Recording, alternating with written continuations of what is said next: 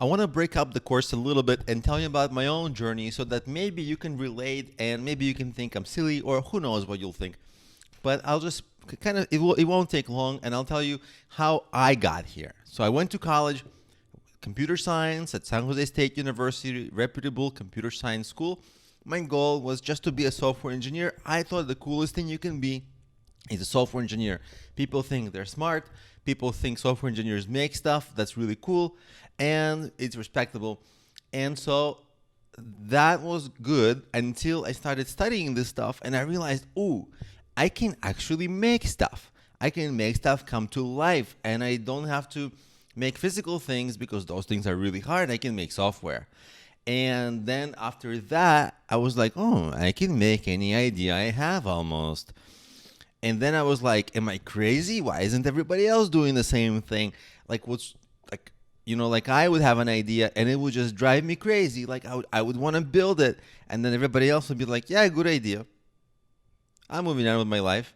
And I'm like, no, no, no, no, no, build it, build it, build it. And they're like, no, that's okay. And I'm like, how can that be?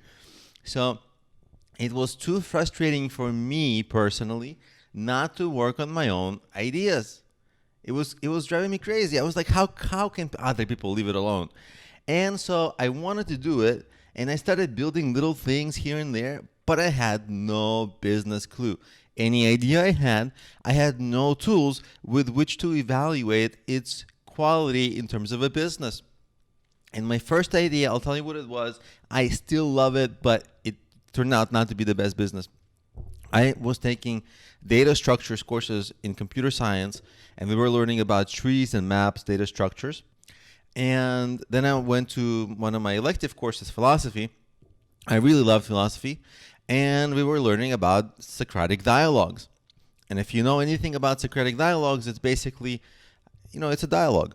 It's written it's a philosophy, but it's written in terms of dialogue. And what I found was that the underlying structure of a dialogue is very similar to the underlying structure of a tree, because you kind of a dialogue essentially traverses a tree. You don't have to get into the specifics of it, but the idea was I realized, oh my God, I can program the dialogues and I can make the computer have a dialogue with the person just like the philosophers did, and we can always come to the philosophical conclusions, but I can give the philosophy to the masses because I can make the computer do this with people. They don't have to read boring philosophy books. And I actually built it. I literally mapped out the dialogues, the Socratic dialogues. I programmed it, I built it, but nobody really wanted to use it. Maybe people would have, but I had no clue how to market it. I had no clue how to position it, how to pitch it, and it sort of died in the confusion of it all. Like people just weren't sure, how does this really benefit me? So I just I actually built it, but I couldn't really move it forward. So the idea died and I had to move on.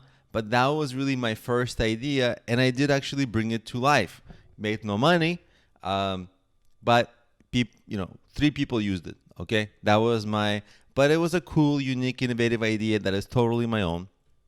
And it helped me learn a couple of things. Like I had to understand, hey, how do you promote it? I had to understand how will it make money in the end. I had to start thinking through all these issues. And guess what? Even then, those are the issues around, remember the 3-sentence business plan? Those are 2 of them.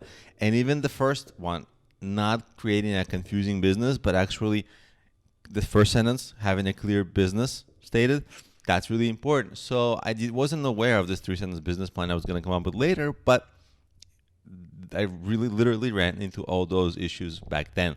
So that's what happened in college. In the next video, I'll tell you what happened after college.